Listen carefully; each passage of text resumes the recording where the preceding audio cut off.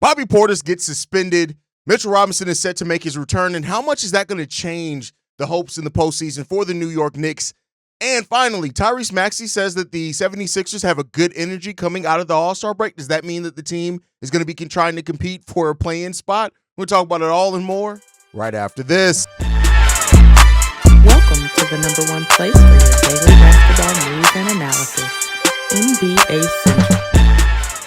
What's going on, basketball fans? Welcome to another episode of NBA Central, your number one spot for everything basketball related. I'm the host, Hayes, but more importantly, you guys can follow the channel at NBA Central Pod on every social media platform we happen to be on. With that said, let's go ahead and get into it for today. We're going to get into first news that just came down. Bobby Portis has been suspended 25 games for taking a banned substance. Now, we're going to go ahead and bury the lead here, right? We want to be clear in regards to this. This came out from his agent saying this.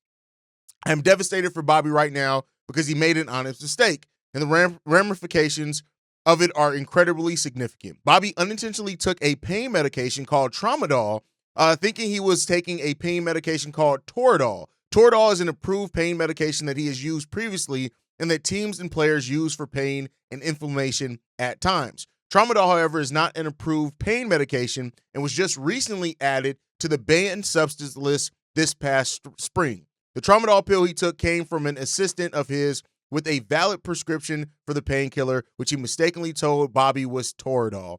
This was, again, an honest mistake that was made because of the similarity, in the names of the drugs and the fact that they both serve a very similar purpose. Now, Tramadol is considered an opiate, and that is why it's on the list of banned substances for the NBA. And it's unfortunate, especially if this was an honest mistake that, that Bobby Portis was just taking thinking he was taking a pain medication, especially if he adds his assistant to give it to him, and they just gave him the wrong medication. It's unfortunate, man, but it happens. And the NBA, they're going to have to do what they have to do. Unfortunately, when you test for banned substances, the situation of the whys really does not matter in a case like that. And it's unfortunate, especially for the Milwaukee Bucks, who are playing much better here recently, right? But they, yes, they've made moves. They brought in Kyle Kuzma. Is this something that I do think is going to help them? They sit right now at 5th in the Eastern Conference. And they're trying to do what a lot of teams are going to be trying to do after the All-Star break, and that's making their push to solidify their place, avoid that play-in. And, we'll see what the future holds for the Milwaukee Bucks in that case. But 25 games, that's basically the majority of the rest of the season, right? Most teams have between like 27, 28 games left on their schedule. So that's a nice amount of games. Now, it does make him be able to come back for a few games before the playoffs and get ready for that, which is, I think, if you're looking for any type of silver lining in this, the fact that that he will be back before the playoffs is definitely the silver lining for him. At the end of the day, it is what it is. Like, there's nothing that's going to be changed about this. He's not going to be able to appeal it or anything like that. So, that's just, unfortunately, he made a mistake. And as his agent said, the repercussions of that mistake are really, really huge. And they're going to affect his team. Looks like the Milwaukee Bucks have 29 games left on their schedule. So we'll be able to return with about 24 games left and to gear up and get ready for the playoffs. And, we'll see what the future does hold there. But for one team now losing a player in their run for the playoffs, another team in the Eastern Conference, in the New York Knicks, may be gaining a player to help increase their chances for the playoffs. And that's Mitchell Robinson's return to the New York Knicks. Now, there are rumors around the trade deadline that the New York Knicks could have been looking to trade for another center. They ended up not, right? They keep Mitchell Robinson, who's a player that they've already known, that's in their system, things like that. Tom Thibodeau has talked about how good he's moved and looked in practice so far. He has the vote of confidence from Tom Thibodeau to be ready to go and play for that. And listen, he listed as questionable tonight against the Chicago Bulls, in which is their first game back after the All-Star break. But I think when you look at it, Mitchell Robinson potentially brings a lot of what the New York Knicks need. They haven't had a backup center the entirety of the season because of this injury. He's bringing size, physicality, rebounding, and some shot blocking to the New York Knicks. And I think also with Cat's already last season playing with Rudy Gobert, it may make Cat a little bit, more equipped and ready to play with another center like Mitchell Robinson. The one knock on the New York, well, not to say the one knock, but a big knock on the New York Knicks, if you're going to try to knock them as a team, is definitely their defense, right? While they are one of the best offenses in the NBA, as far as I think they're second in net rating, second in offensive rating at 121.4. They're 18th in defensive rating at 115.2. I'm not going to say that Mitchell Robinson all of a sudden turns them into an elite defense, right? They're still missing Josh Hart. OG Anunoby's going to be missing some time. Once you get Mitchell Robinson back, the team that's already third in the Eastern Conference only has 18 losses on the year, playing as good as they are offensively, and Mitchell Robinson's going to need to do even less than he has in prior years for the New York Knicks for this playoff run. Yeah, Mitchell Robinson has a great chance to help the New York Knicks across. Now, getting him back healthy, getting him back in rhythm, that's why you're going to want him out there as soon as possible leading into the playoffs. The last thing you want is to try to incorporate a player like Mitchell Robinson during the playoffs, right? So this is a good sign that they can get him back over their remaining games of the season. They have 28 games left this season. And the sooner they can get him back on the court, the better, right? Because that allows them to acclimate him. Any learning curve playing now with Karl Anthony Towns, Mikal Bridges as well, right? So you want to work out all those kinks as soon as possible. But once you do, I'll tell you what, man, this New York Knicks team, I'm still not picking them above Boston, still not picking them, of course, above the Cleveland Cavaliers at all. But depending on the matchups, right, depending on that's a big part of what plays and how good this team does look defensively. Once Mitchell Robinson does come back, they're definitely a team that can scare some people. They're definitely a team that could do that. He hasn't played at all yet this season. Only played 31 games last season as well. And so he's never been a big-time scorer, but you look at his almost average of 2 blocks per game, 1 steal per game, and almost 8 rebounds per game, what he averages for his career. These are all things that can drastically help this New York Knicks team as they look to make their run for the playoffs and trying to do something special in the Eastern Conference. Like I said, I don't know how much I believe they can, but we'll see what the future does hold for them. Let me know down below what you guys think, though, as far as Mitchell Robinson and his pending return to the New York Knicks. Depending on how he's acclimated, does that change at all your perception on how far the New York Knicks can go in the Eastern Conference playoffs? Let me know that down below. Now, we went from 2 teams that were towards the top of the Eastern Conference that did make severe changes this offseason. But one of the teams that made the most changes this offseason that just have not paid off, if we're just being frank for the team, has been the Philadelphia 76ers, right? And for all that pain that the 76ers have gone through, all that turmoil, they still sit in a place where they're only 1.5 games back of potentially being in that final play-in spot for the Eastern Conference. So this is a team that you can't count them out yet. Now, I'm talking about statistically and numbers-wise, but if you look at their play on the on the court, there's a lot of reasons to start trying to count out the Philadelphia 76ers. But Tyrese Maxey, who's definitely stepped up as the leader for that team, said this. Yeah, pretty good energy. Everybody's out here ready to compete tomorrow and throughout the rest of the season. Guys are optimistic. At the end of the day, it's in our hands. If we want to go take some spots and move up in the standings, then we got to do that as a group collectively. It's going to start with Joel, Paul, and myself.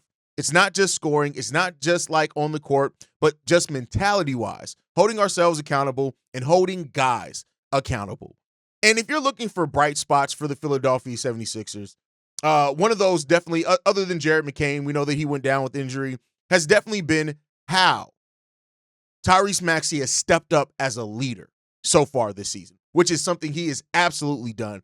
He's now stepping up. Many people, myself included, have now said that this could be Maxey's team because of his ability to stay on the court more, right? And so you talk about holding people accountable. That's what leadership does, right? Now, I don't know what the future is going to hold for the Philadelphia 76ers. They can make the move or not. Maxey even said in that quote, nobody's scared of us. As you can see, our record shows it. And we got to go out there and really compete hard. We want to fight. We want to get to the play-in and do what we want to compete. We got to do it, take that upon ourselves, and do it. And the 76ers are going to be a really interesting team to watch here, right? There's been talk about shutting Joel Embiid down for not more than just the end of this season, for a while, to try to get him back healthy. But the Philadelphia 76ers pick is top 6 protected, meaning that if it falls anywhere but in the top 6 in this draft, it's going to go they have to send it out, right? So that's something that you have to pay attention for in this as well. And we'll see what happens there. But I think overall, like for the 76ers, it just comes down to, can you get guys on the same page? Can you get in the Eastern Conference, you really just need one solid run.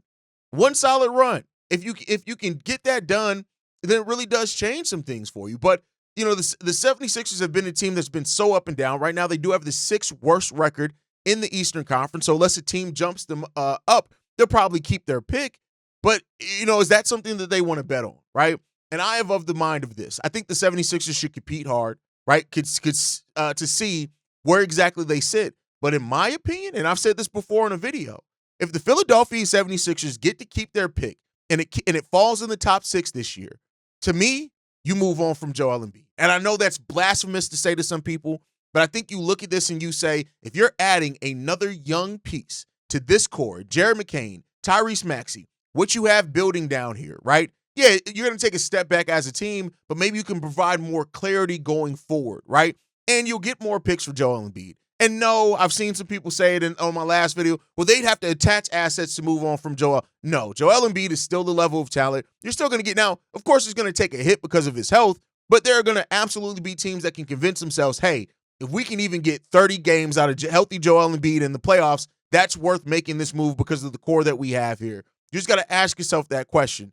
And that's a difficult decision that the Philadelphia 76ers is going to hit. But I think when you have Morey as the one that's leading your team, seeing what happened with the Luka trade, do not mistake Daryl Morey for doing some shit, right? Whether it's good shit or bad shit is depending on the perception that you have on it. But don't overlook him from being somebody that is willing to do that and make some noise, even with a team that you were hoping was going to be able to compete in the Eastern Conference this year.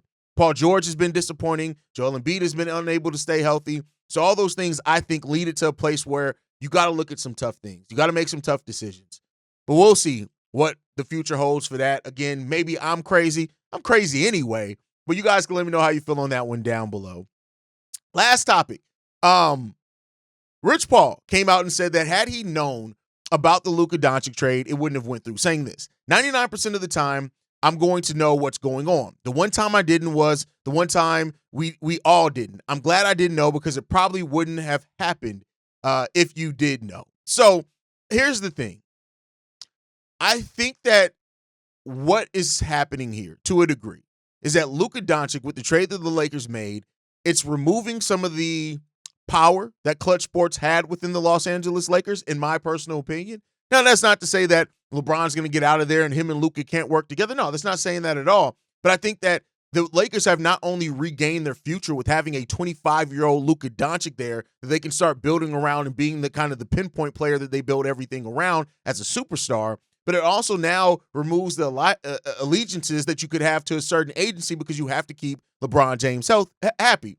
Now, we'll see what happens with LeBron James, but I think overall, like the way that this Luka trade went down, and I know there have been some people that have doubted how much did LeBron know, how much did Rich Paul know, how much did they know before it went down? Oh, LeBron has his hands in everything. I think that's actually part of the reason why he may have not, right? Not to say that LeBron would have nixed any trade for Luka Doncic, but I think this sends a clear message that Rob Pelinka is still trying to keep his job.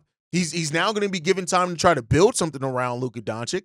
And I think that that's what you're now building, because you're not building around just LeBron James anymore. You have Luka as your future. It in some ways adds and provides some clarity, not only for your franchise, but in the decision-making that you have to do.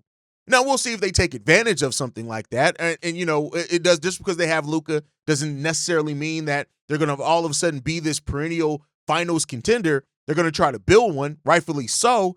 And, I think that while we are in the player empowerment movement, make no mistake about it, players still have more power right now than any other time in the history of the sport. But you're going to see franchises do things to regain some of that power, some of that flexibility, and some of that just reminding, hey, we are the owner. We are the ones that run this team. And I think this move was one to do that, and it sent shockwaves throughout the entirety of the NBA when this trade went down. So, that's my thought process. And I just thought that was an interesting quote from Rich Paul in regards to him not knowing what's going on and saying he's glad he didn't know. It may have not went down if he knew about it. So, take that for what you will on that one. That's my time for today, guys. Thank you so much for tuning in. Make sure you guys are following us at NBA Central Pod. You can send us any feedback, questions, comments, concerns, NBA Central Show @gmail.com. And then lastly, if you want to leave a text message and our voicemail for the mailbag, the number to do so, 773-270-2799. We're the #1 spot for everything basketball related. And I'll see you guys the next time I feel like making a video. Probably tomorrow. Peace, y'all. This has been a presentation of the Breaks Media.